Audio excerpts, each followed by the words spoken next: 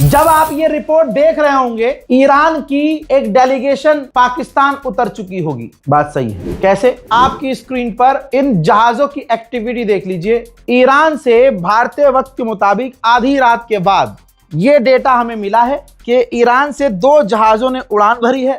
और जब तक मैं ये आधी रात के बाद रिकॉर्ड कर रहा हूं, मुझे नहीं पता है कि ये आप अपडेट कब देख रहे हैं, लेकिन आधी रात गुजरने के बाद ये अपडेट रिकॉर्ड कर रहा हूं मैं। ठीक, तो जब आप ये वीडियो देख रहे होंगे, ईरान के अधिकारी उतर चुके हैं इस्लामाबाद। नूर खान एयरबेस है वहां कोई, वहां ये जहाज उतरेगा। आगे की जानकारी मैं दे नहीं सकता, सिक्योरिटी रीजंस। तो आप समझ सकते हैं कि बात अच्छा अपनी ही शर्तों पे हो रही है बात ईरान की। समझिएगा इस चीज को। ईरान ने कहा था बातचीत के लिए हम तभी आएंगे जब लेबनान पर सीज फायर होगा। इधर डोनाल्ड ट्रंप की फटी तो पड़ी है। डोनाल्ड ट्रंप ने, रिपोर्ट दिखा देता हूं, ये देखिए।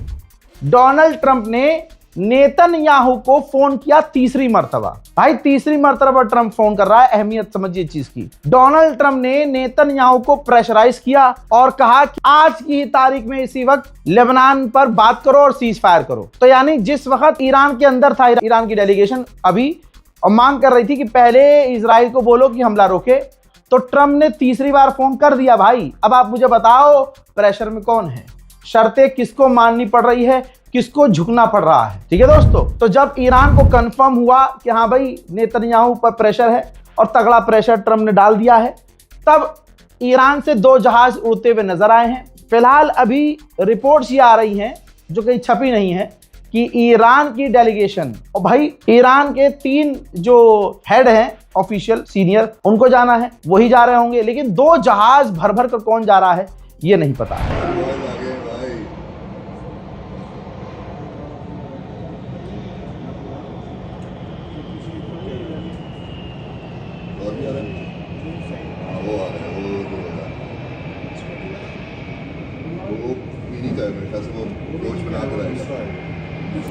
अब डोनाल्ड ट्रंप ने जो प्रेशर बनाया है, अगले 12-18 घंटे के अंदर कहा जा रहा है कि लेबनान में सीज फायर हो जाएगा, इजराइल लेबनान पर बमबारी बंद कर देगा। तो ये प्रेशर ईरान की तरफ से ट्रंप के अंदर गया और ट्रंप ने फिर डंडा किया नेतन्याहू। ये उसका असर है। वहीं मेरे दोस्तों, ईरान के पहुंचने से पहले सऊदी अरब के फाइनेंस मिनिस्टर पाकिस्तान पहुंचे हुए हैं, जहां पाकिस्तान के विदेश मंत्री, पाकिस्तान के प्रधानमंत्री, पाकिस्तान की पूरी डेलीगेशन बैठी हुई है और बात कर रही है।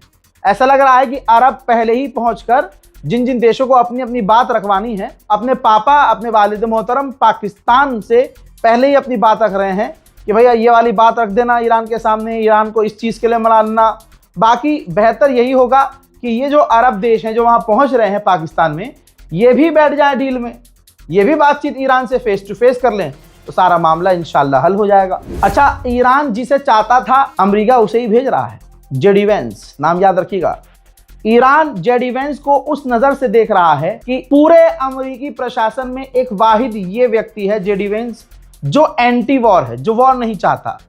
जंग से पहले भी जेडी वेंस की जो बातें निकल के आई हैं सामने, उसने ईरान को काफी इंप्रेस किया है, क्योंकि जेडी वेंस ने डोनाल्ड ट्रंप के खिलाफ जाकर साफ साफ कहा था कि हमें ईरान पर अटैक नहीं करना चाहिए, इससे हमें नुकसान होगा, पूरी दुनिया की इकोनॉमी हिल जाएगी, हमारा बड़ा नुकसान होगा और हमारा पॉलिटिकल करियर खतरे में पड़ेगा। लेकिन डोनाल्ड ट्रंप नहीं माना। ये तमाम चीज़ें ईरान ने जब देखी, समझी, तो ईरान ने एक ही मांग की कि भैया अगर अमेरिका की तरफ से कोई आएगा तो हम जेडी वेंस से बात करेंगे। अब आप समझ लीजिए, मेरी रिपोर्ट शेयर कीजिएगा तो असली खबर दुनिया को, उम्मत मुस्लिमा को पता चलेगी, वरना झूठ चल ही रहा है। गोदी मीडिया तो चाह रहा है कि बस ट्रंप की जीत हो जाए। ट्रंप वो आदमी जो हमारे मुल्क के प्रधानमंत्री का आए दिन अपमान करता है। हिंदू समुदाय ज्यादातर आपको तब भी ट्रंप के ही साथ नजर आ रहा होगा। हालांकि ये बहुत अच्छी बात है कि इस पूरे जंग 40 दिन के अंदर मेरे खुद के ऐसे लोग थे, हिंदू दोस्त, मतलब दोस्त तो नहीं कहूंगा लेकिन हाँ जुड़े हुए थे, जो अमेरिका का साथ दिखा रहे थे, अमेरिका के साथ खड़े हुए थे, इजराइल को फादरलैंड मान रहे थे। जंग खत्म होते होते उनका गंदी सोच भी खत्म हो गई और वो भी औकात में आ गए। उनको समझ में आ गया कि भाई अमेरिका किसी का सगा नहीं है, इजराइल के अंदर कोई दम नहीं है, सब हवाबाजी है। तो ऐसा नहीं है कि सारे हिंदुओं को दिख नहीं रहा है, लेकिन फिर भी जो भाजपा वाले हिंदू हैं वो पूरी तरह से डोनाल्ड ट्रंप के साथ थे। सोचिए ये किसके सगे हैं, भाई हमारे मुल्क के प्रधानमंत्री का वो आए दिन अपमान करता रहा, और जिसे ये भारत माँ कहते हैं, ये अपनी माँ के भी तो सगे नहीं भाई। इसी भारत माँ पर तो इसी डोनाल्ड ट्रंप ने टैरिफ पर टैरिफ ठोका, और प्रधानमंत्री मोदी के इमोशन के साथ खिलवाड़ किसने किया? डोनाल्ड ट्रंप ने किया। पहले दोस्त बताया, फिर जलील किया, और पाकिस्तान और भारत वाले मामले में पूरी तरह से झुकाव पाकिस्तान की तरफ ट्रंप का रहा। लेकिन मुसलमानों की नफरत में एक समुदाय इतना गंदा हो गया है कि ना अपने प्रधानमंत्री का सम्मान, ना अपने मुल्क का सम्मान। खैर, आपको अब पॉइंट की बात बताता हूं। जीत ईरान की और समझ लीजिए। पब्लिक के आगे आकर डोनाल्ड ट्रंप धमकी दे रहा है, पीछे से फट के 4 है। रिपोर्ट यह है कि डोनाल्ड ट्रंप के एडवाइजर ने कहा है, और फिर डोनाल्ड ट्रंप ने अपने एलाइज से भी कह दिया है कान में। क्या कहा है कि स्ट्रेट ऑफ हॉर्मूज जैसा आप चाह रहे हैं वैसा अब नहीं हो सकता, तुरंत स्ट्रेट ऑफ हॉर्मूज नहीं खुल सकता। फिर से सुनो, डोनाल्ड ट्रंप को यह बता दिया गया है, डोनाल्ड ट्रंप ने अपने साथी देशों से कह दिया है कि स्ट्रेट ऑफ हॉर्मूज नहीं खुल सकता जितनी तेजी से आप चाहते हैं, और पहले जैसा तो ईरान ने कह दिया हो ही नहीं सकता। तो बस आप समझ लो कि हर पॉइंट पर ईरान की बड़ी जीत दुनिया को नजर आ रही है। अब ये ढकी छुपी बात नहीं। देखिए, मैं ये नहीं कह सकता कि डायरेक्ट मुलाकात होगी जेडी वेंस की और ईरान के अधिकारियों की, लेकिन पाकिस्तान के शहबाज शरीफ ने कहा है कि ये डील ऐसी है, मेक और ब्रेक, यानी या तो डील हो जाएगी या फिर सीधी जंग शुरू हो जाएगी। वहीं पाकिस्तान के डिफेंस मिनिस्टर की औकात तो दिख गई, जो अपनी बात को डिफेंड नहीं कर पाया वो किसी और को, अपने आप को क्या ही डिफेंड करेगा। पाकिस्तान की सिर्फ हवाबाजी है। कल भाई साहब ने जो है बड़ी जुर्रत वाला ट्वीट कर दिया था, वो जुर्रत जो है शायद गांजा फूंक लिया होगा तो आ गई होगी। पाकिस्तान का डिफेंस मिनिस्टर, हाँ, घुटने में बेचारे की तकलीफ रहती है, हाँ, उसने ट्वीट किया था कि मतलब बहुत खतरनाक ट्वीट किया था कि नरसंहार कर रहा है इजराइल, और जहां डील की बात चल रही है वहां आतंक मचा रहा है। हक बात बोली थी उसने। ये भी बोला था कि इजराइल कैंसर है, इसे खत्म करना होगा। ये बहुत हिम्मत वाला ट्वीट था, और जो भी पाकिस्तान के अगेंस्ट था ना भाई, कभी जिंदगी में मैंने पाकिस्तान की तारीफ नहीं की थी। मैंने पहली बार अपने आप को मजबूर देखा कि भाई मैं मजबूर हूं, क्योंकि मैं गोदी मीडिया नहीं हूं, तो यहां अप्रिशिएट करना पड़ेगा भाई। तो मैंने अप्रिशिएट किया, और पहली बार पाकिस्तान को अप्रिशिएट करके मेरा ही मुकाला हो गया भाई, कसम खुदा की मेरा मुकाला हो गया। मेरी खबरें भाई साहब बहुत पक्की होती हैं। मुझे पता होता कि ये पाकिस्तान का डिफेंस मिनिस्टर 3 घंटे में नहीं टिकेगा, 3 घंटे में हक देगा, तो भाई मैं कभी बोलता ही नहीं, मैं पूरी खबर ही इग्नोर कर देता। अब उसने ट्वीट तो डिलीट किया ही किया, जब उधर से अच्छा जो इजराइल है उसने कोई खतरनाक बयान नहीं दिया था, नॉर्मल बयान दिया था कि हम ऐसा बयान एक्सेप्ट नहीं कर सकते, खासकर उन देशों से जो अपने आप को न्यूट्रल कहते हैं। हम ये किसी भी देश से एक्सपेक्ट नहीं करते कि ऐसा बयान दें। बस इतने में ही पाकिस्तान के डिफेंस मिनिस्टर के, मतलब समझ रहा हूं, मैं बोल नहीं सकता, महिलाएं देख रही हैं, पूरी तरह से निकल गई, हक दिया भाई पैंट में।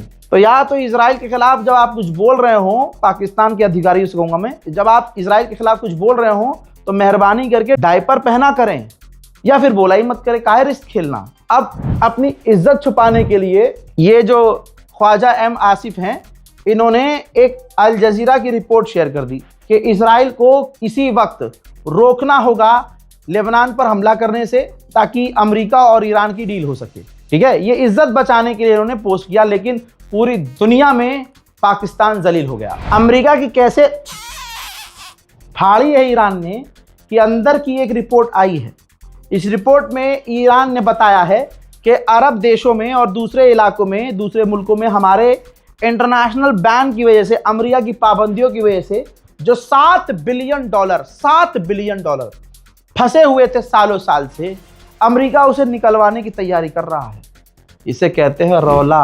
दुनिया के सामने कैमरे के आगे सोशल मीडिया पर डोनाल्ड ट्रंप धमकी देने की कोशिश कर रहा है, और टेबल के नीचे ऑफ कैमरा ईरान के आगे गिड़गिड़ा रहा है, अरे हम पैसे अनफ्रीज कर देंगे, लेबनान पर बमबारी बंद करवानी है। अरे बोलो ना सर, हाँ ओ नेतन यादव बंद कर दे, बहुत मारेगा ईरान, बंद कर दे यार, देख मेरी बात बहन की। हाँ, तो ये चल रहा है, और सामने ट्विटर पे आके हम ईरान को मिटा देंगे। ये देखिए एक और धमकी डोनाल्ड ट्रंप की। भाई डोनाल्ड ट्रंप ने पहले ट्वीट किया कि ईरानी लोगों के पास अब कोई कार्ड बचा नहीं है, वो जिंदा है सिर्फ बातचीत करने के लिए, क्योंकि उनको पता है कि सिर्फ बातचीत के जरिए वो बच सकते हैं। अगला ट्वीट उसने कहा कि Iran, Donald Trump, Iran news में अच्छा खेल रहा है, जंग में इतना नहीं लेकिन फेक न्यूज में अच्छा खेल रहा है। अब कमाल की बात यह है कि डोनाल्ड ट्रंप से यह कहा जाए कि सुअर की नस्ल सुन गुलाबी सुअर। इंडिया में सिर्फ एक चैनल है, यूट्यूबर है एक बंदा मोहम्मद रजा, उसकी 5 वीडियो देख ले बैठ के तू, 5 वीडियो। अगर मैं कोई ईरान का सोर्स दिखा दूं तो मैं चैनल डिलीट कर दूंगा। मुझे पता था गुलाबी सुअर झूठ बोलेगा और ऐसी बात कहेगा, तो गुलाबी सुअर मेरे वीडियो को देख ले या मेरे जैसे कि किसी की वीडियो देख ले। हमने जो सोर्स दिखाए हैं ईरान की मीडिया का सोर्स नहीं रखा है, हमने रखा है तेरे खुद के मुल्क का सोर्स, अमेरिका का सोर्स, जर्मनी के अखबार, फ्रांस के अखबार, ब्रिटेन के अखबार और खुद अमेरिका के अखबार तो रखता ही हूं मैं। इसीलिए मुझे पता था गुलाबी सुअर ये बातें कहेगा, तो मेरे देखने वालों को मैं सबूत दूंगा दुश्मन के अखबारों से। इसी बात पर रजा ग्राफिक आज फॉलो कर लो भाई, जिन लोगों ने फॉलो नहीं किया फॉलो कर लो। मुझे पता है आप लोग सो रहे होंगे, लेकिन ये आधी रात को वीडियो रिकॉर्ड कर रहा हूं। जंग खत्म है, सीज फायर है, 42वां दिन हो गया है। मैं और मेरी टीम दफ्तर में कंटिन्यू काम कर रहे हैं, कंटिन्यू। इसका अज्र अल्लाह तो देगा, लेकिन मैं अपनी उम्मत से चाहता हूं भाई फॉलो कर लो। आप तो सो रहे हैं, हम काम करे ही जा रहे हैं, करे ही जा रहे हैं, और हिम्मत इसलिए आ रही है क्योंकि आपका प्यार मिल रहा है। लेकिन सब्सक्राइब नहीं किया है तो आपका प्यार हम तक पहुंचेगा नहीं। मैं आपको बता दूं, जो खबरें मैं देता हूं आपको, मेरी उन खबरों को गोदी मीडिया 8 घंटे बाद देता है, और आप गवाह हैं इस बात के, इसलिए आप मुझसे प्यार करते हैं। अब एक और खबर दे रहा हूं आपको जो गोदी मीडिया 24 घंटे के बाद देगा या 12 घंटे के बाद। जब से सीज फायर हुआ है, या यूं कहूं कि पिछले 24 घंटे में सिर्फ एक टैंकर स्ट्रेट ऑफ हॉर्मुज से निकला है, वो भी फीस देकर, ईरान को चाइनीज करेंसी में पैसा देकर तब निकला है। अब बताओ, गुलाबी सुअर कह रहा है कि हम जीत गए, हमने यूं कर दिया, हमने वो कर दिया, घोप घोप तुम्हारे साथ हो गया है मुन्ना। मोहतरम हज़रात, इस रिपोर्ट को शेयर जरूर कीजिएगा।